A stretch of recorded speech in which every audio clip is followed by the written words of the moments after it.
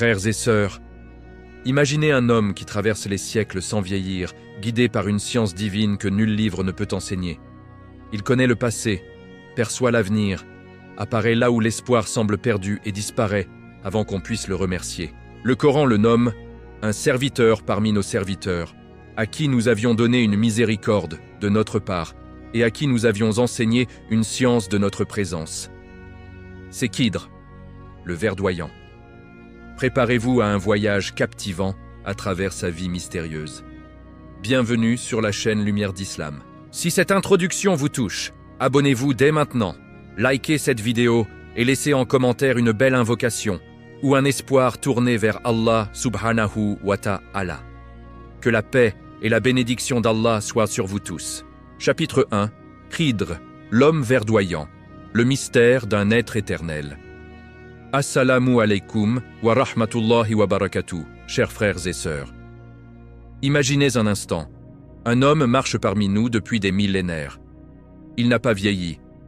Il connaît votre passé avant même que vous ne le racontiez. Il discerne votre avenir quand vous êtes encore dans le doute. Il apparaît au moment précis où tout semble perdu, vous tend la main puis s'évanouit comme une brise, sans laisser de traces. Vous l'avez peut-être croisé un jour sans le savoir. Un voyageur au regard profond sur le bord de la route, un vieillard qui vous a indiqué le chemin. Alors que vous étiez égaré, un inconnu qui vous a souri dans la foule et dont le cœur s'est soudain apaisé. Cet homme existe. Le Coran en parle. Les savants en témoignent. Il s'appelle Khidr, Al-Khidr, le verdoyant. Pourquoi le verdoyant? Une tradition rapporte que là où il s'assoit, même sur une terre aride, l'herbe reverdit instantanément, comme si la vie jaillissait sous ses pas. Le prophète l'a mentionné. Il possède une science particulière, une science venant directement d'Allah, qu'on appelle Ilm Ladunni, la science divine, celle qui ne s'apprend ni dans les livres ni dans les écoles, mais que le Très-Haut accorde à qui il veut. Dans la sourate Al-Kahf, Allah raconte l'histoire extraordinaire de Moussa, Moïse, alayhi salam, qui partit à sa recherche. Pourquoi un grand prophète comme Moussa, à qui Allah avait parlé directement, chercha-t-il cet homme? Parce que Allah lui révéla qu'il existait sur terre un serviteur à qui il avait accordé une miséricorde particulière et une science de sa part que même Moussa ne possédait pas. Moussa, humble et assoiffé de connaissances, partit immédiatement, accompagné de son jeune serviteur, Yusha ibn Nun. Ce voyage, ces 3 épreuves étranges, le bateau endommagé, l'enfant tué, le mur reconstruit gratuitement, tout cela est rapporté dans le Coran pour nous enseigner une vérité immense. Nos yeux ne voient que l'apparence, tandis qu'Allah voit l'invisible, le passé caché et l'avenir lointain. Khidr agit selon cette vision divine. Ce qui nous semble injuste ou absurde possède souvent une sagesse que seul Allah connaît. Mais qui est vraiment Khidr? Est-il un prophète? Un ange? Un saint exceptionnel? Vit-il encore aujourd'hui? Traverse-t-il les époques sans que la mort ne l'atteigne? Les récits abondent. Certains disent qu'il aurait bu de lait eau de la source de vie en compagnie de Dhul-Qarnayn. D'autres rapportent qu'il aurait enterré le corps d'Adam alayhi salam et que Allah, en récompense, lui aurait accordé une longévité jusqu'au jour du jugement. On raconte comme il rencontre chaque nuit le prophète Ilyas, Élie, alayhi salam, sur le mur de Dhul-Qarnayn, qu'il accomplit le Hajj chaque année, qu'il boit une gorgée d'eau de Zamzam qui lui suffit pour toute l'année. Pourtant, nous devons être prudents. Beaucoup de ces récits sont magnifiques, touchants, mais leur authenticité n'est pas établie avec certitude dans le Coran ni dans les hadiths sahih. Les savants distinguent. Ce qui est confirmé par le livre d'Allah et la sunna authentique doit être cru fermement. Le reste peut être écouté comme une belle histoire qui rapproche les cœurs d'Allah sans en faire une certitude de foi. Ce qui est certain, c'est que Khidr est un serviteur d'Allah doté d'une science et d'une mission particulière. Il aide les croyants sincères dans les moments les plus critiques. Il apparaît là où l'espoir s'éteint. Il corrige le cours des événements selon la volonté divine. Et surtout, il nous rappelle que derrière chaque épreuve se cache une miséricorde que nous ne voyons pas encore. Dans ce premier chapitre, nous posons seulement les fondations de ce mystère fascinant. Nous allons, au fil des prochains épisodes, plonger plus profondément. ses origines possibles, les récits les plus solides, la rencontre historique avec Moussa alayhi salam, les leçons éternelles de leurs 3 épreuves, les signes de sa présence aujourd'hui et enfin ce que sa vie nous enseigne sur la confiance absolue en Allah. Restez avec nous. Ce voyage ne fait que commencer. Chers frères et sœurs, si ce premier chapitre vous a émerveillé et rapproché d'Allah, je vous invite sincèrement à vous abonner à la chaîne Lumière d'Islam, à liker cette vidéo pour qu'elle touche davantage de cœurs et à laisser en commentaire une belle invocation ou un message d'espoir tourné vers Allah subhanahu wa ta'ala. Que vos commentaires soient une source de lumière et de bénédiction pour tous ceux qui les liront. Qu'Allah nous accorde la science bénéficiale, la patience de Moussa et la sagesse de Khidr. Amin. Wa alaykum assalam wa rahmatullahi wa barakatuh. Chapitre 2. Les origines secrètes de Khidr. Naissance d'un être éternel. Assalamu alaykum wa rahmatullahi wa barakatuh. Chers frères et sœurs bien-aimés. Fermez les yeux un instant et imaginez la terre encore jeune. Les premiers enfants d'Adam alayhi salam peuplant le monde, les grandes épreuves des prophètes qui se succèdent. Et parmi eux, un homme dont la vie défie le temps lui-même. Un homme qui n'est pas né comme nous, qui ne mourra pas comme nous, et dont les traces se perdent dans les brumes des premiers siècles de l'humanité. Qui est-il vraiment? D'où vient Khidr, ce serviteur mystérieux qu'Allah a couvert de sa miséricorde particulière? Aujourd'hui, dans ce 2e chapitre, nous allons remonter le fleuve du temps pour explorer les origines les plus profondes et les plus énigmatiques de l'homme verdoyant. Le Coran ne mentionne pas son nom explicitement. Il le désigne simplement comme un serviteur parmi nos serviteurs à qui nous avions donné une miséricorde de notre part et à qui nous avions enseigné une science de notre présence. Sourate Al-Kahf, verset 65. Pourtant, la grande majorité des exégètes, des compagnons jusqu'aux savants contemporains, s'accordent à dire qu'il s'agit bien de Khidr. Mais avant d'être le maître de Moussa alayhi salam dans cette célèbre rencontre, qui était-il à l'origine? Les récits anciens, transmis à travers les générations, nous offrent plusieurs pistes, toutes fascinantes, même si nous devons les accueillir avec prudence. Certains savants rapportent que Khidr descendrait de la lignée de Kabil, Caïn, le fils d'Adam, ou plus précisément du fils de Kabil nommé Hanzala ou Adjouy. D'autres traditions le rattachent à la noble descendance de Nuh alayhi salam par son fils Sam, Shem. Une 3e narration, particulièrement poétique, raconte qu'il était le cousin de Dhul Qarnayn, le grand roi juste mentionné dans le Coran, car leurs mères étaient sœurs. Imaginez 2 figures légendaires liées par le sang, marchant côte à côte dans la quête de la source de vie éternelle. Car c'est El-Al, un des récits les plus célèbres concernant sa longévité extraordinaire. La quête de El, Ab et Hayat, l'eau de la vie. Selon une tradition rapportée par certains savants comme Jafar as-Sadiq rahmahullah, Khidr accompagnait Dhul Qarnayn dans son expédition vers les ténèbres de l'ouest, là où le soleil semble se coucher dans une source boueuse. Un ange, ami de Khidr, lui avait révélé l'existence de cette source cachée dans l'obscurité. Tandis que Dhul Qarnayn et son armée cherchaient en vain, Khidr, guidé par Allah, avança seul, trouva la source et en but une gorgée. À l'instant même, la vie éternelle coula en lui. Dhul Qarnayn, lui, ne la trouva jamais. Depuis ce jour, Khidr vit d'une vie différente. Il ne mange ni ne boit par nécessité, mais seulement quand il le souhaite. Son corps ne vieillit pas. Il traverse les époques comme un voyageur éternel. Mais comment comprendre cette immortalité? Tout être vivant goûtera la mort, dit le Coran. Alors comment Khidr peut-il être encore parmi nous? Les savants expliquent que sa vie n'est pas comme la nôtre. C'est une vie autre, une existence spirituelle élevée, semblable à celle du prophète Ilyas, alayhi salam, ou encore à celle d'Issa, alayhi salam, qui fut élevé au ciel. Certains rapportent ça même que 4 prophètes sont encore en vie pour protéger l'humanité. Khidr et Ilyas sur terre, Issa et Idris dans les cieux. Chaque nuit, dit-on, Khidr et Ilyas se retrouvent sur le mur que Dhul Qarnayn avait construit contre Gog et Magog. Chaque année, ils accomplissent le Hajj et l'Umrah, et une seule gorgée d'eau de Zamzam leur suffit pour toute l'année. Un autre récit, bouleversant, lie Khidr à Adam alayhi salam lui-même. À l'approche de la mort du père de l'humanité, Adam réunit ses enfants et leur confia « Allah enverra un châtiment sur la terre. Placez mon corps dans une grotte. Quand le châtiment sera passé, enterrez-moi dans la terre de Cham, grande Syrie. » Après le décès d'Adam, son corps resta préservé. Nous, alayhi salam, devenu prophète, le garda avec lui sur l'arche. À la sortie du déluge, Nous demanda à ses fils de l'enterrer, mais ils craignirent les dangers du monde encore sauvage. Ils attendirent. Des siècles passèrent, jusqu'à ce que Khidr apparaisse. Il prit le corps béni d'Adam, le transporta et l'enterra lui-même à Jérusalem ou dans la région de Cham. En récompense de cet acte, Allah lui accorda la permission de vivre jusqu'à ce qu'il le souhaite, c'est-à-dire jusqu'au jour du jugement. Ces récits sont magnifiques, n'est-ce pas? Ils font vibrer le cœur et nous rapprochent de la grandeur d'Allah. Mais soyons honnêtes, comme nous l'avons dit dans le premier chapitre, beaucoup de ces détails ne sont pas confirmés par des preuves authentiques du Coran ou de la Sunna Sahih.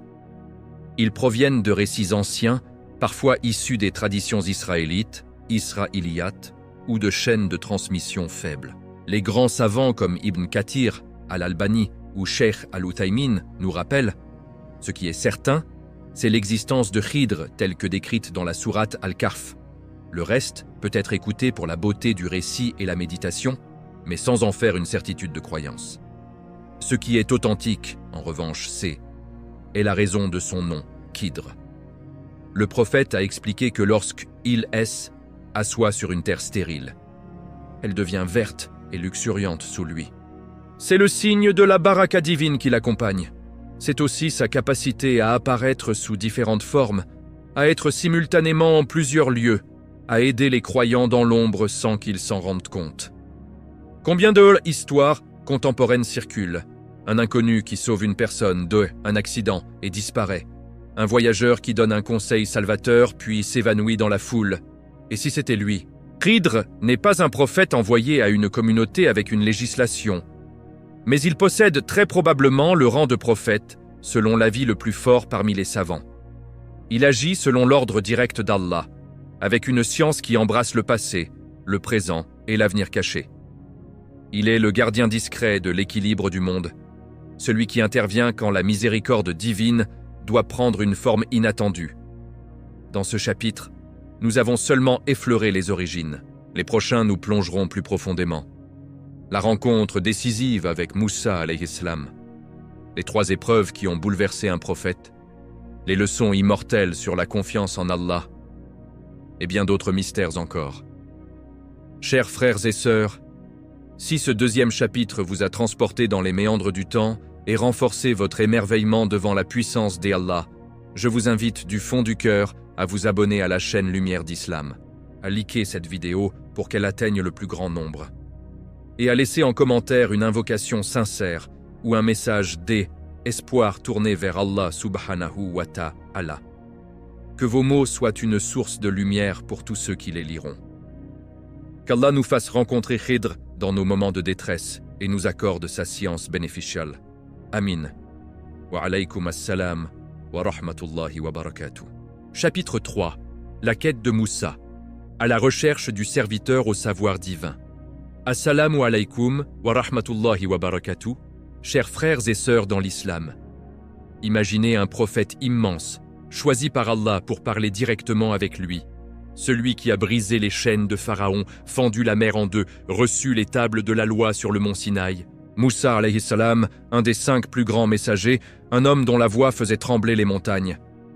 Et pourtant, un jour, ce même Moussa, dans l'humilité la plus totale, quitte tout pour partir à la recherche d'un simple serviteur d'Allah dont il ignore jusqu'à le nom. Pourquoi? Parce que Allah lui a révélé qu'il existe sur terre un homme à qui il a accordé une science qu'il ne lui a pas donnée à lui, Moussa. Cette révélation a allumé dans le cœur du prophète un feu, celui de la soif de connaissance véritable, celle qui vient uniquement d'Allah. C'est le début de elle, une des plus belles et des plus profondes histoires du Coran, racontée dans la sourate Al-Kahf. Une histoire qui nous enseigne que même les plus grands peuvent apprendre, que l'orgueil intellectuel est une prison, et que derrière chaque événement, même le plus troublant, se cache une sagesse divine que seul Allah maîtrise pleinement. Après la victoire écrasante sur Pharaon et la traversée miraculeuse de la mer Rouge, Moussa guidait son peuple vers la terre promise. Un jour, entouré de sa communauté, il prononça une parole sincère et naturelle. Quelqu'un lui demanda « Est-ce » Il était l'homme le plus savant de la terre. Moussa, avec l'honnêteté qui le caractérisait, répondit « Je ne connais personne qui ait plus de science que moi. » Ce n'était pas de l'arrogance, c'était simplement la vérité telle qu'il la voyait. Mais Allah le Très-Haut, qui connaît les cœurs et élève qui il veut, décida de lui enseigner une leçon d'humilité éternelle. Une révélation descendit alors sur Moussa. Non, il existe un de nos serviteurs, au confluent des deux mers, à qui nous avons accordé une miséricorde de notre part et à qui nous avons enseigné une science de notre présence. Moussa, sans hésiter, sentit son cœur battre plus fort. Il demanda immédiatement « Ô mon Seigneur, comment puis-je le trouver ?» Allah lui répondit « Prends avec toi un poisson dans un panier. Là où le poisson disparaîtra, c'est là que se trouve notre serviteur. » Moussa partit sur le champ, accompagné de son jeune serviteur et disciple fidèle, Yusha ibn Nun, celui qui deviendra plus tard prophète lui aussi et conduira les enfants d'Israël en Terre Sainte. Ils marchèrent longtemps, traversant déserts et vallées, longeant les côtes, fatigués mais portés par une détermination absolue. Enfin, ils arrivèrent à un rocher au bord de la mer, là où les deux mers se rencontrent. Certains savants disent que c'est le détroit entre la Méditerranée et la mer Rouge, d'autres près du golfe Persique. Mais le lieu exact importe peu. Ce qui compte, c'est le signe divin. Épuisés par le voyage, ils s'arrêtèrent pour se reposer. Moussa s'endormit. Pendant son sommeil, le poisson, miraculeusement ranimé par la grâce d'Allah, s'échappa du panier, glissa dans le haut et disparut dans la mer en laissant derrière lui une trace comme un tunnel. Yusha le vit, stupéfait, mais dans la fatigue et l'émotion, il oublia d'en parler à Moussa quand celui-ci se réveilla. Ils reprirent la route. Quelques heures plus tard, Moussa, affamé et las, dit à son compagnon « Apporte-nous notre repas, ce voyage nous a vraiment fatigués. » C'est alors que Yusha se souvint et Essos exclama « Quand nous étions au rocher, j'ai vu le poisson s'enfuir vers la mer d'une façon extraordinaire et j'ai oublié de te le dire. C'était sûrement l'œuvre de Satan qui m'a fait oublier. » Moussa, au lieu de se fâcher, s'illumina de joie. « C'est exactement ce que nous cherchions. » Ils firent demi-tour immédiatement et revinrent sur leurs pas. Arrivés au rocher, ils virent un homme enveloppé dans un manteau, assis, serein, comme s'il les attendait depuis toujours. C'était lui, c'était Khidr. Moussa s'approcha respectueusement et dit « Paix sur toi ». Khidr répondit « Paix sur toi ». Et d'où vient cette salutation de paix dans ce pays? Comme pour tester l'identité de son visiteur, Moussa se présenta « Je suis Moussa ». Khidr, avec un sourire intérieur, demanda « Moussa des enfants d'Israël » ?« Oui », répondit-il. Puis Moussa, le cœur battant, posa la question qui brûlait en lui. « Puis-je te suivre afin que tu me enseignes de ce que tu as appris comme bonne direction ?» Khidr le regarda longuement, avec une douceur mêlée de gravité, et répondit « Tu ne pourras pas patienter avec moi. Comment pourrais-tu patienter sur ce que tu n'embrasses pas de science ?» Moussa, emporté par sa soif de savoir, insista. « Tu me trouveras, si Allah veut, patient, et je ne te désobéirai en rien. » Khidr posa alors une condition ferme. « Si tu me suis, ne me pose aucune question sur quoi que ce soit jusque-là ce que j'y en mentionne moi-même la raison. » Moussa accepta. Ils laissèrent Yusha derrière eux et partirent ensemble, le grand prophète législateur et le serviteur au savoir caché. Marchant côte à côte vers trois épreuves qui allaient secouer les certitudes de Moussa et nous enseigner à nous des leçons pour l'éternité. Ce n'est que le début de leur voyage extraordinaire. Dans le prochain chapitre, nous vivrons ensemble ces trois événements stupéfiants, le bateau percé, l'enfant tué, le mur reconstruit gratuitement. Nous verrons comment Moussa, malgré toute sa patience, ne put retenir ses questions. Et comment Khidr, avec une sagesse infinie, lui révéla enfin les secrets divins cachés derrière chaque acte. Chers frères et sœurs, si ce troisième chapitre vous a fait vibrer, si la quête humble de Moussa vous a touché, et rappelé que la vraie science commence par humilité devant Allah. Je vous invite de tout cœur à vous abonner à la chaîne Lumière d'Islam, à liker cette vidéo pour qu'elle éclaire d'autres âmes, et à laisser en commentaire une invocation sincère ou un message d'eau d'espoir tourné vers Allah subhanahu wa ta'ala. Que vos mots deviennent des douas acceptés pour toute la communauté. Qu'Allah nous accorde la patience de Moussa et la compréhension profonde des décrets divins. Amin. Wa alaykum assalam wa rahmatullahi wa barakatuh. Chapitre 4. Les 3 épreuves mystérieuses, les actes qui ont secoué un prophète à Salamou. Alaykum wa rahmatullahi wa barakatuh, chers frères et sœurs bien-aimés dans la foi. Imaginez la scène. 2 hommes marchent côte à côte le long d'une côte battue par les vents. L'un est Moussa alayhi salam, le messager d'Allah qui a fait trembler Pharaon, qui a parlé directement avec son Seigneur, qui a reçu la Torah sur le mont Sinaï. L'autre est Khidr, ce serviteur enveloppé de mystères, doté d'une science venue directement de la présence divine.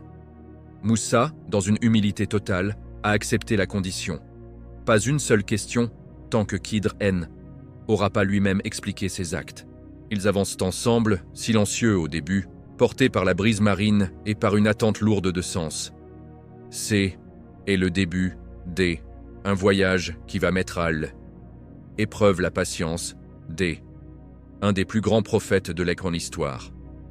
3 événements vont se succéder.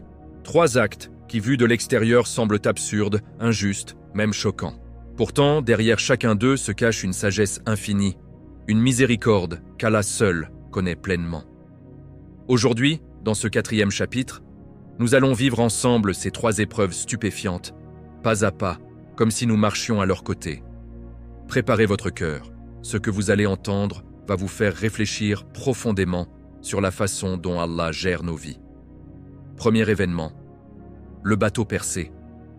Ils arrivent dans un petit port où des pêcheurs pauvres gagnent leur vie grâce à une modeste embarcation. Ces gens, simples et généreux, acceptent de transporter Moussa et Khidr gratuitement sur leur bateau. La traversée commence calmement. La mer est clémente, le soleil brille. Soudain, sans un mot, Khidr prend un outil et perce un trou dans la coque du bateau. L'eau commence à s'infiltrer. Le bateau prend l'eau devant les yeux incrédules de Moussa. Moussa ne peut se contenir. Il explose. « As-tu percé le bateau pour noyer ses occupants ? Tu as commis une chose grave et impardonnable. » Son ton est chargé de reproches. Comment un serviteur d'Allah pourrait-il faire une chose pareille ? Ces pauvres gens leur ont offert leur aide, et voilà qu'on détruit leur seul moyen de subsistance. Khidr, calme, le regarde avec une douceur infinie et répond « Ne ai-je pas dit que tu ne pourrais pas patienter avec moi ?» Moussa, confus et repentant, baisse les yeux. « Ne me tiens pas rigueur de mon oubli et ne me impose pas une difficulté dans mon affaire. » Khidr accepte, il continue. Le bateau accoste tant bien que mal. Mais Moussa porte en lui une question brûlante qu'il retient à grand-peine. Deuxième événement. L'enfant tué. Il quitte le bord de mer et entre dans un village. Les habitants sont froids, inhospitaliers. Personne ne leur offre ni eau ni pain. Ils marchent dans les ruelles poussiéreuses. Soudain, Khidr aperçoit un jeune garçon qui joue innocemment. Sans hésitation, il s'approche et le tue. D'un geste rapide, il ôte la vie à cet enfant qui n'avait rien fait de mal. Cette fois, Moussa est bouleversé jusqu'au plus profond de son âme. Il ne peut plus se taire. Il élève la voix. « As-tu tué une âme innocente sans que elle ait tué une autre âme ? Tu as commis une chose monstrueuse !» Ces mots tremblent de colère et de tristesse. Tuer un enfant ? Un innocent ? Comment un homme doté de la science divine pourrait-il commettre un acte aussi terrible ? Moussa sent son cœur se briser. Khidr, toujours serein, répond « Ne t'ai-je pas dit que tu ne pourrais pas patienter avec moi ?»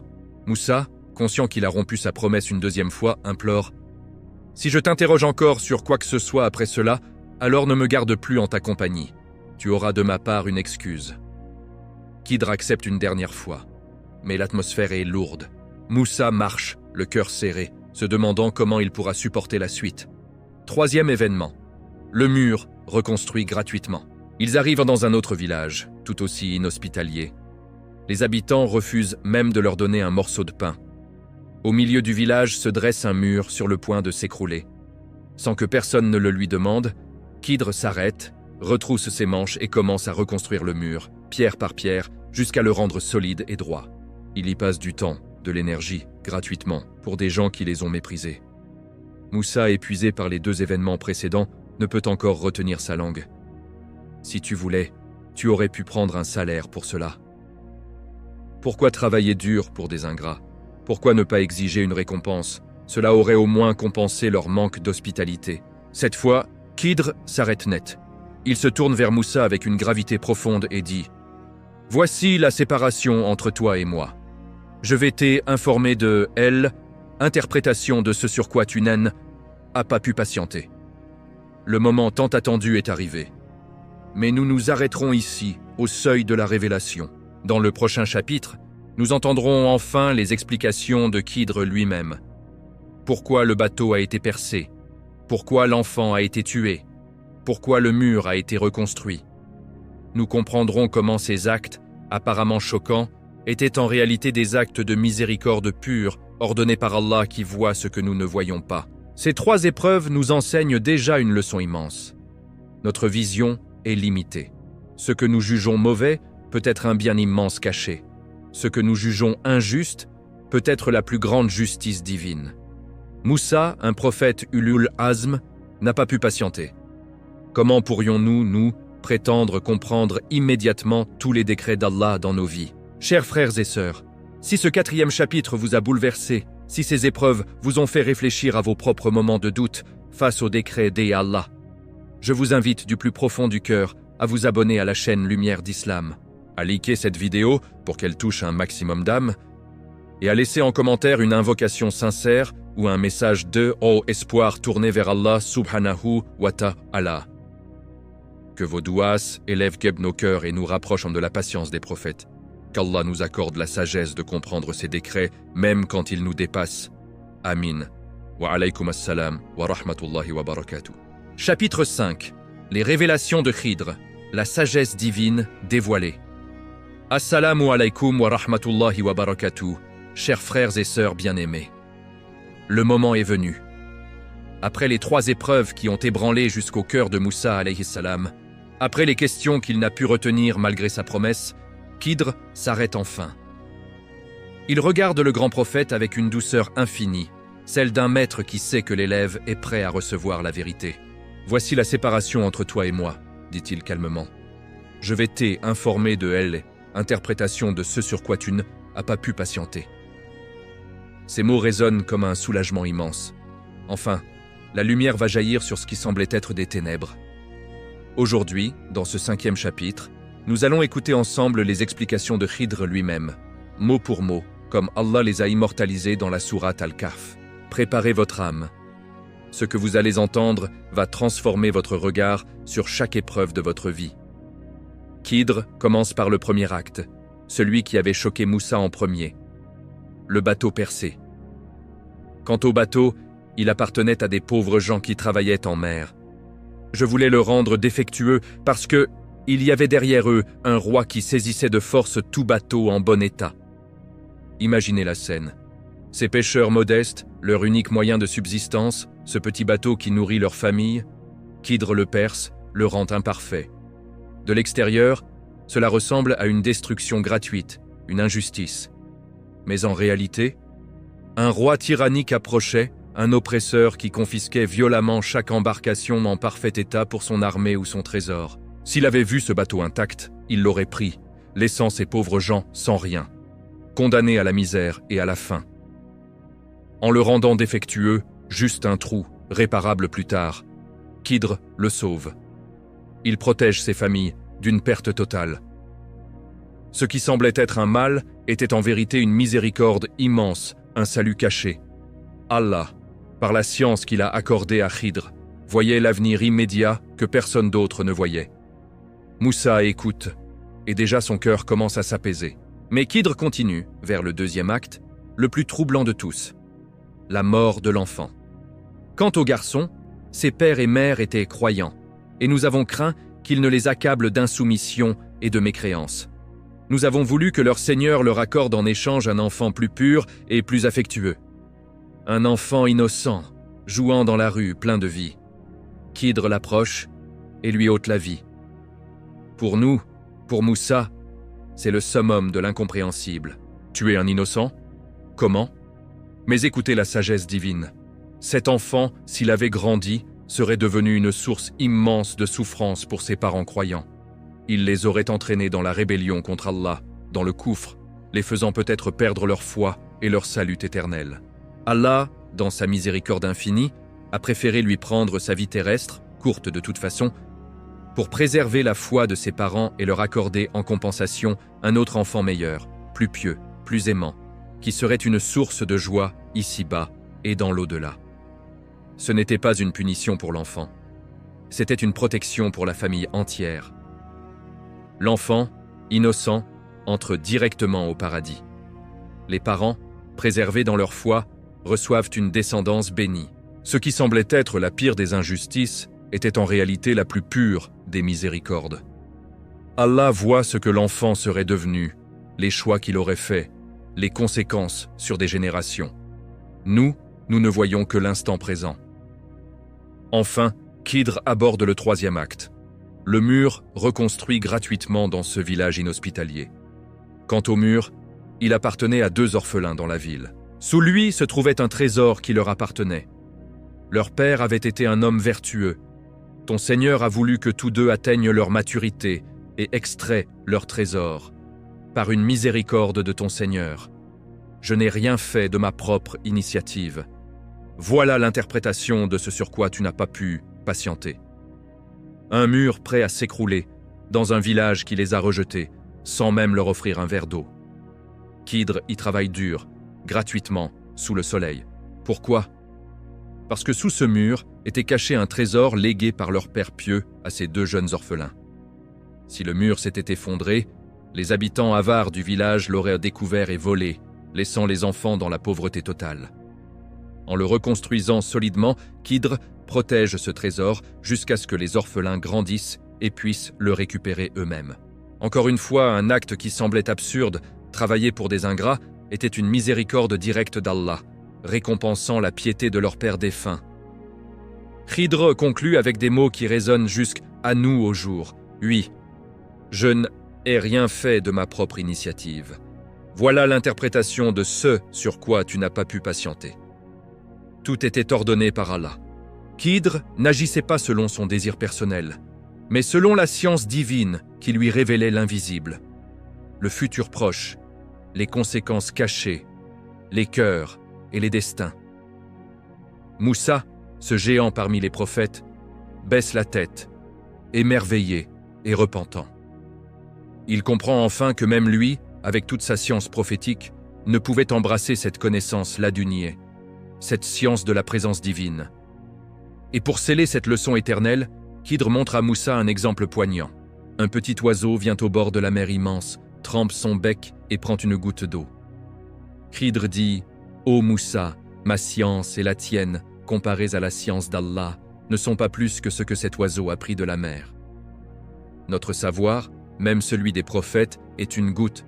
La science d'Allah est l'océan infini. » Le prophète Mohammed, en commentant cette histoire, a dit avec regret « Qu'Allah fasse miséricorde à Moussa. Si seulement il avait patienté, nous aurions eu plus d'histoires sur leurs aventures. Mais ce que Allah nous a donné suffit pour guider l'humanité jusqu'à la fin des temps. Ces révélations nous frappent au cœur, n'est-ce pas? Elles nous rappellent que derrière chaque épreuve, une perte, une maladie, une injustice apparente, se cache peut-être une miséricorde que nous ne voyons pas encore. Le bateau percé de notre vie, l'enfant que nous perdons, le mur que nous reconstruisons sans récompense immédiate. Tout a un sens dans le plan divin. Dans le prochain chapitre, nous plongerons plus profondément dans les leçons immortelles de cette histoire.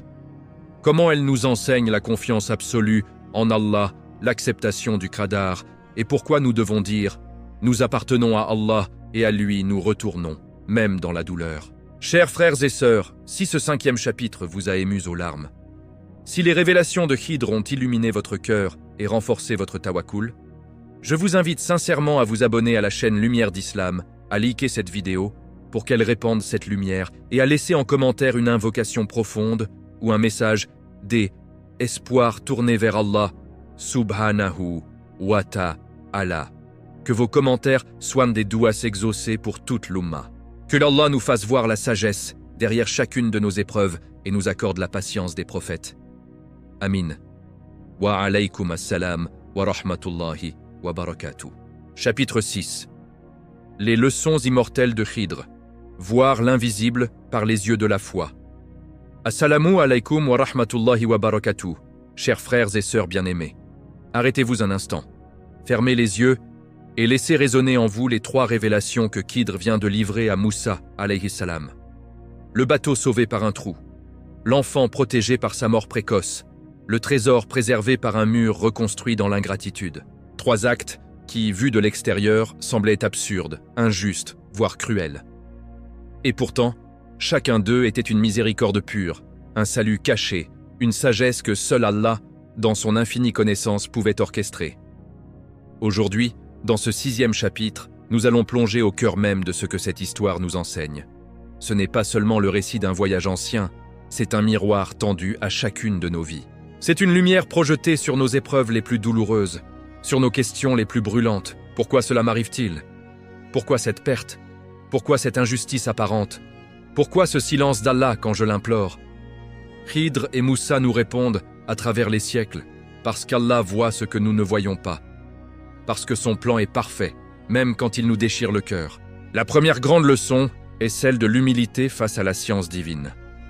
Moussa alayhi salam, un prophète Ulul Azm, celui à qui Allah a parlé directement, celui qui a reçu la Torah de ses propres mains, admet devant toute sa communauté « Je suis l'homme le plus savant ». Ce n'était pas de l'orgueil, c'était une sincérité humaine. Et pourtant, Allah lui enseigne immédiatement que non.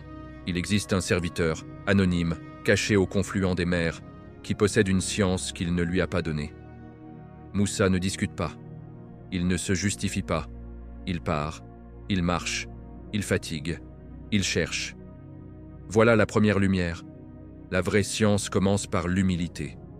Celui qui croit tout savoir s'est déjà fermé la porte de la connaissance véritable. Tant que nous pensons comprendre pleinement les décrets d'Allah, nous restons aveugles à sa sagesse infinie. La deuxième leçon est celle de la limite de notre vision. Khidr, à la fin de leur séparation, prend un exemple qui traverse les âges et touche chaque cœur croyant. Un petit oiseau vient au bord de l'océan immense. Il trempe son bec et prend une seule goutte d'eau. Khidr se tourne vers Moussa et dit « Ô Moussa, ma science et la tienne, à toutes les deux réunies, comparées à la science d'Allah, ne représentent pas plus que cette goutte par rapport à cet océan. Imaginez. » Même la science prophétique, même la science ladunie, accordée à Khidr, n'est qu'une goutte. Que dire alors de la nôtre? Nous jugeons les événements avec nos yeux limités à l'instant présent, à ce que nous voyons, à ce que nous ressentons. Nous pleurons une perte sans savoir qu'elle nous protège d'un mal plus grand. Nous nous indignons d'une épreuve sans savoir qu'elle cache un trésor pour notre âme.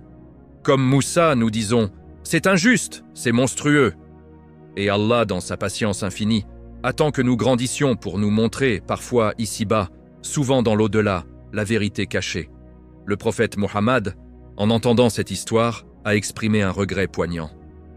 Qu'Allah fasse miséricorde à Moussa. Si seulement il avait patienté davantage, nous aurions eu plus de récits sur leurs aventures. Ce regret du meilleur des hommes nous enseigne une troisième leçon. La patience face à l'incompréhensible. Moussa n'a pas pu patienter 3 fois. Comment pourrions-nous prétendre patienter des années face à une maladie, une séparation, une faillite, une trahison? Pourtant, c'est dans cette patience que se cache la plus grande victoire. Quand tout s'écroule autour de nous, quand le bateau de notre vie prend l'eau, quand nous perdons un être cher, quand nous travaillons sans voir de récompense, la réponse du croyant doit être une seule « Inna lillahi wa inna ilayhi raji ». 1. Nous appartenons à Allah et à lui, nous retournons. Non pas comme une formule vide, mais comme une soumission profonde. « Ô Allah, tu sais et je ne sais pas, tu vois et je ne vois pas. Je te fais confiance. » Car derrière chaque épreuve se cache une miséricorde. Le bateau percé de notre vie, cette perte financière, cette maladie qui nous affaiblit, peut être ce qui nous sauve dès qu'un tyran plus grand. Orgueil, l'attachement excessif au dunya, un avenir pire que nous ne voyons pas. L'enfant que nous perdons, ce projet qui meurt, ce rêve brisé, cette personne qui nous quitte, peut être ce qui nous protège d'un gouffre futur, d'une déviation qui nous aurait coûté notre foi. le mur que nous reconstruisons sans salaire, ses efforts pour les autres, ses prières dans la nuit, ses pardons accordés sans retour, peut être ce qui protège un trésor éternel pour nous ou pour nos enfants. Le paradis, la proximité d'Allah, une récompense que nul œil n'a vue. Khidr nous enseigne aussi que l'équilibre du monde repose sur des serviteurs cachés d'Allah. Comme lui, il y a sur terre des awliya, des pieux, qui interviennent dans l'ombre pour rétablir la justice divine. Un accident évité de justesse, une intuition qui nous sauve. Un inconnu qui nous tend la main au moment précis où nous allions tomber. Et si c'était un signe? Et si Allah, dans sa miséricorde, nous envoyait parfois un peu de l'aide de Khidr? Cette histoire n'est pas un simple récit ancien. Elle est une médecine pour nos cœurs fatigués par les épreuves de ce temps. Guerre, maladie, injustice, doute. Quand nous voyons le mal triompher, quand les innocents souffrent, quand le monde semble sombrer, rappelez-vous Khidr. Allah voit l'invisible. Il prépare une issue que nous ne voyons pas encore. Il transforme le mal apparent en bien éternel pour ceux qui lui font confiance. Dans le prochain chapitre, nous explorerons une question qui fascine les cœurs depuis des siècles. Khidr est-il encore parmi nous au jour 8? Apparaît-il encore dans les moments de détresse? Des milliers de croyants à travers l'histoire affirment l'avoir rencontré. Nous examinerons les récits les plus touchants, les signes authentiques et ce que cela signifie pour nous. Chers frères et sœurs, si ce 6e chapitre a touché votre cœur, si ces leçons ont renforcé votre confiance en Allah face à vos épreuves, je vous invite du plus profond de l'âme à vous abonner à la chaîne Lumière d'Em Islam, à liker cette vidéo pour qu'elle atteigne ceux qui en ont le plus besoin, et à laisser en commentaire une invocation sincère ou un message d'espoir et espoir tourné vers Allah subhanahu wa ta'ala. Que vos mots deviennent des douas exaucés et des lumières pour toute l'Umma. Qu'Allah nous accorde la patience de Moussa, la soumission face à ses décrets et la vision de la miséricorde cachée derrière chaque épreuve. Amin. Wa alaykum assalam wa rahmatullahi wa barakatuh. Chapitre 7. Khidr. Parmi nous. Aujourd'hui, le serviteur éternel. Toujours vivant. Assalamu alaykum wa rahmatullahi wa barakatuh. Chers frères et sœurs bien-aimés dans la lumière de l'islam. Fermez les yeux et imaginez. Des siècles ont passé depuis la rencontre entre Moussa et Khidr. Les empires ont surgi et disparu. Les prophètes ont accompli leur mission. Le dernier messager, Muhammad, est venu sceller la révélation. Et pourtant, un homme marche encore sur cette terre. Il n'a pas vieilli. Il traverse les foules sans être reconnu. Il apparaît au milieu des tempêtes de la vie, tend une main invisible, puis s'évanouit comme un souffle. Les savants en débattent depuis fort un siècle. Les cœurs pieux en témoignent à travers les âges. La question brûle en nous tous. Khidr est-il encore vivant aujourd'hui? Est-il encore parmi nous, veillant discrètement sur les croyants dans leurs moments les plus sombres? Le Coran ne dit pas explicitement qu'il est immortel jusqu'au jour du jugement. Mais il le présente comme un serviteur exceptionnel, doté d'une miséricorde et d'une science particulière. Les hadiths authentiques confirment son existence et sa rencontre avec Moussa alayhi salam. Quant à sa longévité, de nombreuses traditions, transmises par les plus grands savants, affirment qu'Allah lui a accordé une vie prolongée, différente de la nôtre. Il ne mange ni ne boit par nécessité. Il n'est pas lié au temps ni à l'espace comme nous. Il peut être en plusieurs lieux à la fois. Il accomplit le Hajj chaque année, souvent invisible aux yeux ordinaires. Il boit une gorgée d'eau de Zamzam qui lui suffit pour toute l'année. Il rencontre, dit-on, le prophète Ilyas alayhi salam chaque nuit sur le mur de Dhul Qarnayn. Les savants divergent, certains comme l'imam Ahmad ibn Hanbal et d'autres parmi les salafs considèrent que Khidr est toujours en vie, protégé par Allah pour une mission secrète. D'autres, plus prudents, disent que rien dans le Coran ni dans les hadiths sahih n'impose cette croyance comme obligatoire. Ce qui est certain, c'est que des milliers de récits à travers l'histoire musulmane rapportent des rencontres avec un homme mystérieux, correspondant exactement à la description de Khidr. Un vieillard, au visage lumineux, souvent vêtu de vert, au regard profond, qui aide dans l'impossible, donne un conseil salvateur, puis disparaît sans laisser de traces. Écoutez ces témoignages qui font vibrer les cœurs. Au temps des Tabi'an, des compagnons rapportaient déjà avoir vu un homme verdoyant près des sources ou des mers, récitant le Coran avec une voix qui apaisait les tempêtes intérieures. Plus tard, l'imam Al-Ghazali, rahmahullah, dans ses écrits, évoque la possibilité de rencontrer des serviteurs cachés d'Aymallah comme Khidr, dans les moments de sincérité absolue. L'imam Rabbani, le grand rénovateur du 2e millénaire, raconte dans ses lettres, Maktubat, une vision spirituelle extraordinaire. Une nuit, en méditation, il vit Khidr et Ilyas alayhi salam sous une forme lumineuse. Khidr lui parla avec une douceur infinie, lui enseignant des secrets de la proximité divine et lui dit « Nous sommes dans le monde des âmes, mais Allah nous accorde la capacité de prendre forme humaine quand il le veut. » À travers les siècles, les récits se multiplient. En Andalousie musulmane, un voyageur égaré dans le désert fut guidé par un homme en vêtements verts qui connaissait son nom et sa détresse sans que d'il ait parlé. L'homme le mena à une source, lui donna à boire, puis disparut. Le voyageur, devenu plus tard un grand savant, jura jusqu'à sa mort que c'était Khidr. Au temps des Ottomans, un pèlerin en route vers la Mecque, attaqué par des bandits, vit soudain un cavalier verdoyant surgir, mettre les voleurs en fuite d'un seul regard, puis s'évanouir dans le sable. Le pèlerin arriva sain et sauf et raconta son histoire à la mosquée du prophète. Même à notre époque, les témoignages continuent. Des frères et sœurs, dans des pays en guerre, racontent comment, au milieu des bombardements, un inconnu au turban vert est apparu, les a guidés vers un abri sûr, puis a disparu. Une sœur perdue dans une grande ville étrangère au bord du désespoir fut abordée par un vieillard qui lui indiqua exactement le chemin vers un lieu sûr et lui dit des mots de réconfort tirés du Coran qu'elle avait oubliés. Quand elle se retourna pour le remercier, il n'était plus là. Un frère, en prison pour sa foi, reçut la visite d'un homme qui lui apporta paix et force intérieure, puis s'évapora devant les gardiens médusés. Tous ces récits ont un point commun. Leur aide arrive au moment où les espoirs semblent morts. L'inconnu ne demande rien, il ne révèle pas son identité, il agit avec une sagesse qui dépasse l'humain. Et il disparaît avant qu'on puisse le retenir. Les savants contemporains, comme Cheikh Ibn Baz ou Cheikh Al-Albani rahmahumullah, nous rappellent la prudence. Beaucoup de ces histoires sont belles et renforcent la foi, mais elles ne sont pas toutes authentifiées. Certaines peuvent être des miracles accordés à des pieux ordinaires, ou des anges prenant forme humaine. Mais l'idée que Khidr puisse encore apparaître n'est pas rejetée. Elle est même acceptée par de nombreux ulémas tant que on ne la transforme pas en certitude absolue. Ce qui est magnifique, c'est le message derrière tout cela. Allah n'abandonne jamais ses serviteurs sincères. Quand tout semble perdu, il envoie une aide d'où on ne l'attend pas. Parfois par un voisin, un appel téléphonique, une intuition soudaine. Parfois, pour les plus purs, par un serviteur comme Khidr. Cela nous rappelle que le monde invisible est plus proche que nous le pensons.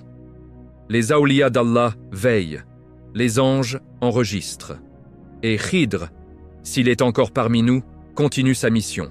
Rétablir l'équilibre divin, protéger les croyants, guider les égarés vers la lumière. Alors, avez-vous déjà vécu un moment où une aide inexplicable est arrivée? Un inconnu qui a changé votre vie en un instant? Peut-être était-ce lui. Peut-être était-ce simplement la miséricorde d'Allah prenant une forme humaine.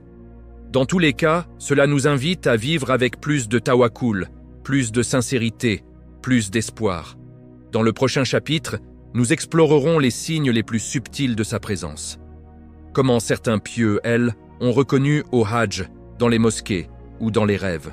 Nous entendrons des récits encore plus touchants qui font couler les larmes et renforcent la foi. Chers frères et sœurs, si ce 7e chapitre a fait naître en vous l'émerveillement et l'espoir de rencontrer un jour la miséricorde cachée des Allah, je vous invite du fond du cœur à vous abonner à la chaîne Lumière d'Islam, à liker cette vidéo pour qu'elle atteigne ceux qui en ont le plus besoin et à laisser en commentaire une invocation sincère ou un message et à espoir tourné vers Allah subhanahu wa ta'ala. Que vos mots deviennent des lumières qui guident les âmes perdues. Qu'Allah nous fasse rencontrer ses serviteurs cachés dans nos moments de détresse et nous accorde une fin bénie. Amin. Wa alaykum assalam wa rahmatullahi wa barakatuh. Chapitre 8. Les signes subtils de sa présence. Rencontre au Hajj, dans les mosquées et dans les rêves. Assalamu alaykum wa rahmatullahi wa barakatuh. Chers frères et sœurs bien-aimés. Le silence d'une mosquée à l'aube. Le parfum de l'encens autour de la Kaaba. Le murmure d'un rêve au milieu de la nuit. Ce sont dans ces instants de pure connexion avec Allah que certains cœurs, les plus purs, affirment avoir croisé son regard. Pas une apparition spectaculaire, pas un miracle tonitruant, mais une présence douce, presque imperceptible, qui laisse une lumière ineffaçable dans l'âme. Aujourd'hui, dans ce 8e chapitre, nous allons explorer les signes les plus subtils de la présence de Khidr parmi nous. Ces rencontres fugaces au Hajj, dans les lieux saints, dans les mosquées oubliées, et surtout dans les rêves qui transforment une vie entière. Préparez votre cœur, ces récits, transmis à travers les siècles, font couler les larmes et ravivent l'espoir le plus profond. Depuis les premiers siècles de l'islam, les pèlerins revenant de la Mecque racontent des histoires qui se ressemblent étrangement. Un homme vêtu de vert, souvent un manteau simple ou un tissu blanc au reflet verdoyant, se tient près du puits de Zamzam. Il remplit une coupe, boit une seule gorgée, puis offre l'eau à un pèlerin épuisé, perdu dans la foule. Celui qui boit sent une force nouvelle envahir son corps et son âme. Quand il veut remercier l'inconnu, celui-ci a déjà disparu parmi les millions de fidèles. Les anciens disaient « c'est Khidr ». Il accomplit le Hajj chaque année. Invisible pour la plupart, mais visible pour ceux dont le cœur est brisé par la sincérité. Un récit particulièrement touchant nous vient d'un grand savant du passé, Abu Hamid al-Ghazali, rahmahullah. Dans ses moments de retraite spirituelle, il évoquait la possibilité de rencontrer les serviteurs cachés d'Essiens Allah, dans les lieux où la baraka est la plus forte. Il rapportait que certains pieux, lors du tawaf autour de la Kaaba, sentaient soudain une paix immense les envahir. À leur côté marchait un homme au visage lumineux, récitant le Coran d'une voix qui semblait venir d'un autre monde. Il ne parlait pas beaucoup, mais chaque mot qu'il prononçait était une clé qui ouvrait des portes fermées dans le cœur. Puis, au moment où le pèlerin voulait s'approcher pour lui demander son nom, l'homme s'évanouissait dans la foule comme une ombre. Dans les mosquées anciennes, surtout celles construites sur des lieux bénis, comme la mosquée Al-Aqsa à Jérusalem, ou certaines mosquées oubliées en Irak ou au Cham, les gardiens et les fidèles rapportent des visions similaires. Un homme arrive pour la prière du Fajr, seul, alors que les portes sont encore fermées. Il prie dans un coin prosterné longtemps, puis se relève et disparaît, avant que quiconque puisse l'interpeller. Parfois, il laisse derrière lui une odeur de musc ou une sensation de fraîcheur, comme si une source venait de jaillir. Un gardien de la mosquée Al-Aqsa, au siècle dernier, jurait avoir vu cet homme chaque vendredi pendant des années. Il ne vieillissait pas. Il ne parlait jamais le premier. Mais quand un visiteur était en détresse profonde, il approchait et murmurait un verset du Coran qui répondait exactement à la douleur cachée dans le cœur. Mais le lieu où Khidr se manifeste le plus souvent, selon les récits des Awliya, c'est dans les rêves. Les rêves vrais, ceux que le prophète a appelés une partie de la prophétie. Combien de pieux ont raconté avoir vu, dans leur sommeil, un homme vêtu de vert, assis au bord d'une mer ou d'une source vive. Il ne se présente pas comme Khidr, mais son regard porte une sagesse qui transcende les mots. Il enseigne un verset oublié, révèle le sens caché d'une épreuve, ou simplement pose sa main sur le cœur du rêveur et dit « Patience, Allah voit ce que tu traverses ». Au réveil, le croyant se sent transformé. Une épreuve qui semblait insurmontable devient soudain supportable. Une porte s'ouvre là où tout semblait fermé. L'un des récits les plus émouvants nous vient d'un grand soufi du passé, Abdul Qadir Jilani, rahmahullah. Dans sa jeunesse, alors qu'il traversait une période de doute et de pauvreté extrême, il fit un rêve. Un homme au manteau vert, invita à le suivre jusque à une source. Il lui dit « Bois, cette eau est la science que Allah donne à qui il veut. » Abdul Qadir but, et à son réveil, il sentit une lumière envahir son cœur. Dès ce jour, il devint l'un des plus grands savants et saints de l'islam, fondateur de la Tariqa Qadiriya. Il n'a jamais affirmé avec certitude que c'était Khidr, mais il disait « J'ai reçu une science ladounieh, comme celle que Allah a accordée à son serviteur au confluent des deux mers. » Un autre récit, plus proche de nous, touche profondément les cœurs. Une sœur, en Europe, traversait une épreuve terrible. Maladie, solitude, perte de foi presque totale. Une nuit, elle rêva qu'elle marchait seule dans un désert. Elle pleurait à bout de force. Soudain, un vieillard vêtu de vert apparut. Il ne dit rien au début, mais lui tendit une coupe d'eau claire. Elle but. L'eau avait un goût qu'elle n'oubliera jamais. Doux, frais, vivant. Puis l'homme parla. « Retourne à ton Seigneur, il ne t'a pas abandonné. Lis la sourate Al-Kahf chaque vendredi, et tu trouveras la paix. » Elle se réveilla en pleurs, mais des pleurs de soulagement. Elle recommença à prier. Elle lut la sourate Al-Kahf. Peu à peu, sa vie changea. Sa maladie s'atténua. Elle retrouva la foi, plus forte qu'avant. Elle raconte encore aujourd'hui. « Je ne sais pas si c'était Khidr, mais je sais que c'était un signe d'Allah. » Tous ces récits au Hajj, dans les mosquées, dans les rêves, ont un fil commun. Ils arrivent quand le cœur est brisé. Quand la sincérité est absolue, quand le croyant n'attend plus rien des créatures et se tourne uniquement vers le Créateur. Khidr ne vient pas pour les curieux. Il ne vient pas pour ceux qui cherchent des miracles spectaculaires. Il vient pour ceux qui, comme Moussa alayhi salam, cherchent la science bénéficiale avec humilité et patience. Ces signes subtils nous rappellent une vérité immense. Le monde invisible est plus proche que nous le pensons. Les serviteurs d'Allah veillent, les rêves vrais guident, les lieux saints portent encore la baraka des anciens. Et peut-être qu'un jour, dans un moment de détresse pure, nous croiserons, nous aussi, ce regard verdoyant qui change une vie. Dans le prochain chapitre, nous irons encore plus loin. Nous explorerons ce que signifie réellement rencontrer Khidr, comment certains pieux ont reçu de lui un enseignement direct, et ce que cela nous enseigne sur la voie spirituelle vers Allah.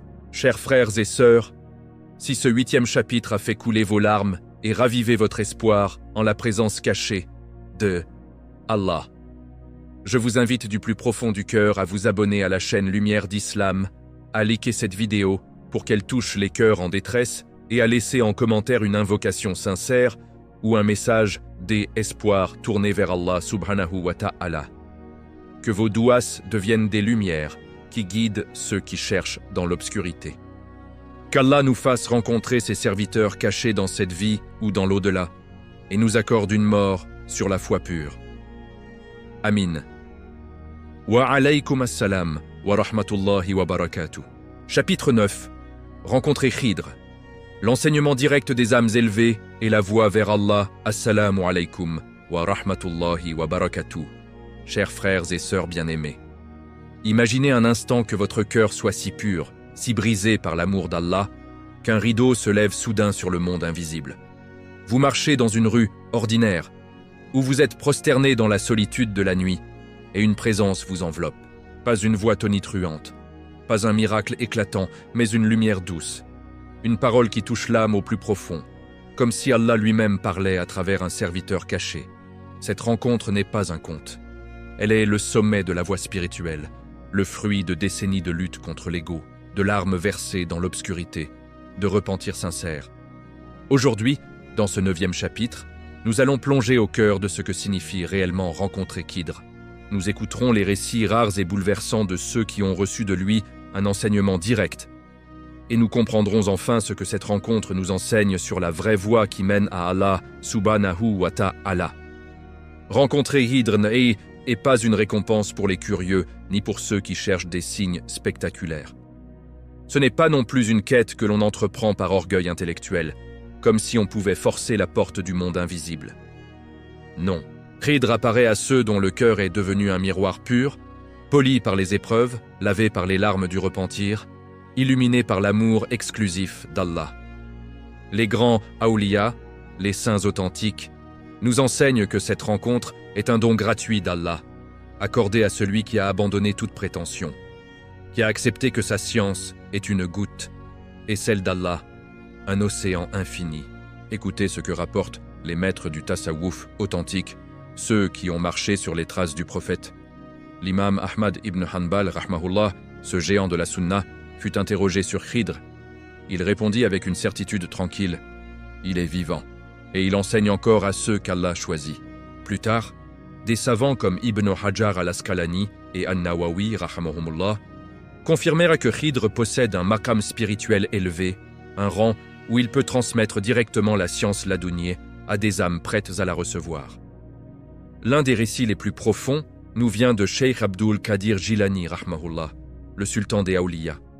Dans sa jeunesse, alors que il était plongé dans l'Aie, ascèse la plus rigoureuse à Bagdad, jeûnant des jours entiers, priant des nuits entières dans les ruines, il traversa une période où son âme semblait assécher. Une nuit, épuisé par la lutte contre son nafs, il s'endormit dans une mosquée déserte. Dans un rêve vrai, il vit un homme au manteau vert, assis au bord d'une source vive qui jaillissait d'une terre aride. L'homme l'invita à s'approcher et lui dit « Ô Abdul Qadir, tu cherches la proximité d'Allah, mais ton cœur porte encore des voiles. Bois de cette eau. Elle est la science que Allah verse dans les cœurs purs. » Abdul Qadir but. À son réveil, une lumière envahit son être. Il sentit que des portes de compréhension s'ouvraient en lui. Dès ce jour, il devint un océan de science et de baraka, guidant des milliers d'âmes vers Allah. Il n'a jamais dit publiquement « j'ai rencontré Khidr », mais dans ses cercles intimes, il laissait entendre que cette nuit avait changé son destin spirituel pour toujours. Un autre témoignage, encore plus émouvant, nous vient de l'époque des grands soufis andalous. Cheikh Ibn Arabi rahmahullah, ce maître de la connaissance divine, raconte dans ses écrits Futuhat al-Makkiyya une rencontre qui marqua sa vie. Alors qu'il accomplissait le Hajj, seul et absorbé dans la méditation, il se retrouva près de la Kaaba à un moment où la foule s'était écartée. Un homme vêtu de vert s'approcha de lui, posa sa main sur son épaule et lui dit « Ô jeune homme, tu cherches les secrets de l'unicité, mais l'unicité n'est pas dans les livres. Elle est dans l'anéantissement de l'ego devant le bien-aimé. » Puis il récita un verset de la sourate Al-Kahf et disparut. Ibn Arabi pleura des heures entières. Cette parole devint le cœur de tout son enseignement. La fana, l'anéantissement en Allah, la vraie voie vers la proximité divine. Plus près de nous, au siècle dernier, Cheikh Ahmadou Bamba rahmahullah, le fondateur de la Mouridiyya au Sénégal, traversa des épreuves immenses. Exil, prison, persécution. Dans ces moments les plus sombres, il reçut, selon les témoignages de ses proches disciples, la visite d'un homme verdoyant qui lui apporta réconfort et enseignement. Cet homme lui dit « La patience dans l'épreuve est la clé du paradis. Allah ne t'a pas abandonné. Il t'élève. » Cheikh Ahmadou Bamba sortit de ces épreuves encore plus fort, composant des poèmes sublimes qui guident des millions d'âmes jusqu'à aujourd'hui. Que nous enseignent ces rencontres? 3 leçons immortelles qui résument toute la voie spirituelle.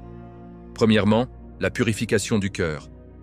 Khidr n'apparaît pas à ceux qui accumulent la science extérieure sans nettoyer leur intérieur. Il vient à ceux qui luttent contre l'hypocrisie, l'orgueil, l'attachement au dunya. Comme il l'a montré à Moussa alayhi salam, la vraie science commence par l'humilité totale. Deuxièmement, l'abandon absolu au décret d'Allah. Ceux qui reçoivent son enseignement ont appris à dire « Inna lillahi wa inna ilayhi raji'un » non pas avec les lèvres seulement, mais avec l'âme entière. Ils acceptent que derrière chaque épreuve se cache une miséricorde, même quand elle est invisible. Troisièmement, l'amour exclusif d'Allah. Khidr enseigne que le but ultime n'est pas le miracle, ni même la science ladunie, mais la proximité du bien-aimé. Comme elle a montré avec El-Ent exemple de la goutte des eaux et de El-Ekhag d'océan, tout ce que nous recevons est qu'un signe pour nous tourner vers l'eau infinie. Frères et sœurs, nous ne devons pas chercher Khidr pour Khidr. Nous devons chercher Allah à travers l'obéissance, la sincérité, la patience. Si Allah veut que nous recevions un jour un signe de son serviteur verdoyant, il nous l'accordera. Sinon, la vraie rencontre est celle que nous vivons chaque fois que nous nous prosternons, chaque fois que nous pleurons en lisant la sourate Al-Kahf, chaque fois que nous disons « Hasbunallahu wa ni'mal wakil » dans l'épreuve. Dans le prochain et dernier chapitre de cette série, nous conclurons ce voyage extraordinaire en rassemblant toutes les lumières que nous avons reçues. Nous verrons comment vivre avec l'esprit de Khidr au quotidien, comment transformer nos vies grâce à ces leçons éternelles, et comment préparer notre âme à la rencontre ultime, celle avec Allah, le jour du jugement. Chers frères et sœurs, si ce 9e chapitre a touché les recoins les plus profonds de votre âme, si ces récits de rencontres vous ont fait désirer encore plus la proximité d'Allah, je vous invite du plus profond du cœur à vous abonner à la chaîne Lumière d'Islam, à liker cette vidéo pour qu'elle guide d'autres âmes vers la lumière, et à laisser en commentaire une invocation sincère ou un message d'eau d'espoir tourné vers Allah subhanahu wa ta'ala. Que vos douas élèvent nos cœurs et nous rapprochent tous du paradis. Qu'Allah nous purifie les cœurs, nous accorde la compagnie des pieux dans cette vie et dans l'au-delà, et nous fasse mourir sur la parole de l'unicité. Amin. Wa alaykum assalam wa rahmatullahi wa barakatuh. Chapitre 10. Vivre avec l'esprit de Khidr. La rencontre ultime avec Allah. Assalamu alaykum wa rahmatullahi wa barakatuh. Chers frères et sœurs bien-aimés, compagnons de ce voyage extraordinaire. Nous voici arrivés au terme de cette série. 10 chapitres durant lesquels nous avons marché ensemble dans les pas de Khidr alayhi salam. Cet homme verdoyant dont la vie défie le temps et dont la sagesse illumine les cœurs depuis des millénaires. Nous avons exploré ses origines enveloppées de mystères, sa longévité extraordinaire, sa rencontre bouleversante avec Moussa alayhi salam, les 3 épreuves qui ont ébranlé un prophète, les révélations qui ont transformé notre regard sur les épreuves de la vie. Nous avons médité sur les leçons immortelles de patience et de confiance absolue en Allah. Nous avons osé rêver qu'il marche peut-être encore parmi nous, apparaissant dans les moments de détresse pure, au Hajj, dans les mosquées, dans les rêves vrais.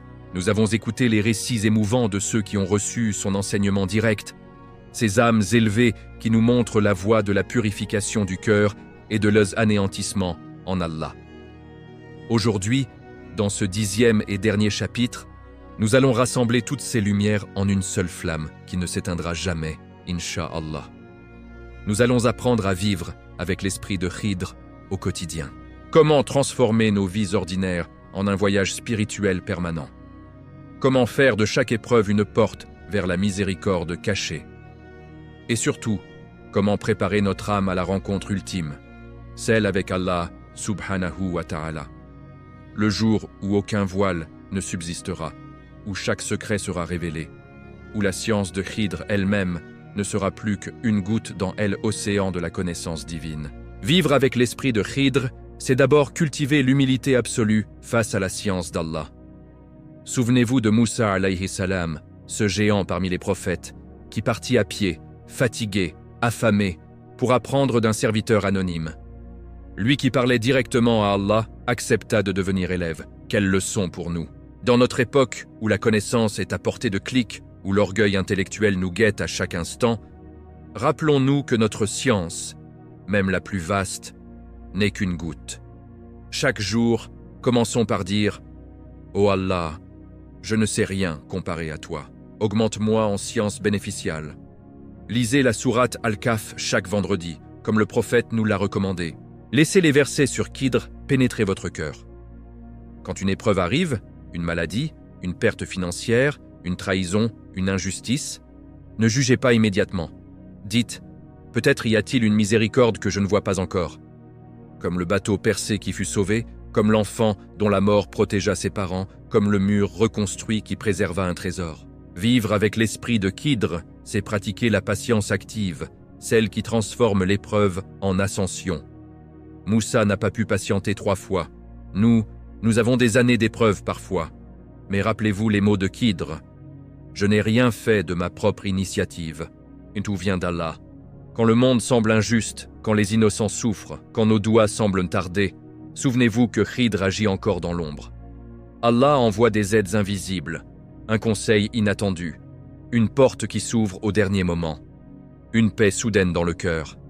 Cultivez cette patience en multipliant les invocations. Dites souvent « Hasbunallahu wa ni'mal wakil ». Allah nous suffit et quel excellent protecteur. Prosternez-vous longuement dans la nuit. Pleurez devant Allah seul. C'est dans ces moments que le cœur se purifie, que les voiles tombent, que nous devenons capables de voir la sagesse cachée. Vivre avec l'esprit de Khidr, c'est chercher la proximité d'Allah par la purification intérieure. Les grands awliya qui ont reçu son enseignement avaient tous un point commun. Un cœur brisé par l'amour divin, lavé du riya, de l'orgueil, de l'attachement excessif au dunya. Purifiez votre cœur en multipliant le dhikr. Répétez « La ilaha illallah » jusqu'à ce que votre âme vibre. Jeûnez volontairement. Donnez en secret. Pardonnez ceux qui vous ont blessé. Abandonnez les péchés, même les petits, car ils sont des voiles. Lisez les récits des pieux. Méditez sur la mort chaque jour. Préparez-vous à la rencontre ultime comme si elle était demain. Car c'est là le but final de tout ce voyage, la rencontre avec Allah. Le jour du jugement, quand les secrets seront révélés, quand nous verrons enfin la vérité derrière chaque épreuve. Ce jour-là, ceux qui auront vécu avec l'esprit de Khidr, patience, confiance, humilité, entreront au paradis avec le sourire. Ils verront comment chaque larme était une perle, chaque douleur une élévation, chaque perte un gain éternel. Ils verront Khidr lui-même, peut-être, parmi les serviteurs rapprochés.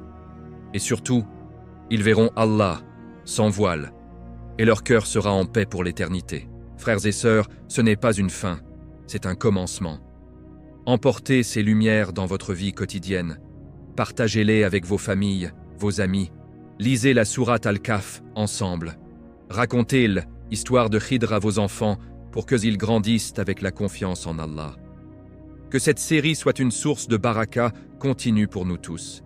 Merci du fond du cœur de m'avoir accompagné dans ce voyage. Vos commentaires, vos douas, vos partages ont été une lumière immense. Qu'Allah vous récompense abondamment. Chers frères et sœurs, si cette série entière, et particulièrement ce dernier chapitre, a transformé votre regard sur la vie et renforcé votre lien avec Allah, je vous invite une dernière fois, du plus profond du cœur, à vous abonner à la chaîne Lumière d'Islam, à liker chaque vidéo pour qu'elle atteigne le maximum d'âmes, et à laisser en commentaire une invocation sincère ou un message déploiant espoir tourné vers Allah subhanahu wa ta'ala. Que vos commentaires deviennent des douas exaucés pour toute l'Ummah, et que nous nous retrouvions tous au paradis, sous l'ombre du trône, en compagnie des prophètes et des pieux. Qu'Allah nous accorde la patience de Moussa, la sagesse de Khidr, la proximité des awliya et la vision de son noble visage au paradis. Amin, amin, amin. Wa alaykum assalam wa rahmatullahi wa barakatuh. Qu'Allah vous bénisse tous. À très bientôt pour de nouvelles séries, Inch'Allah.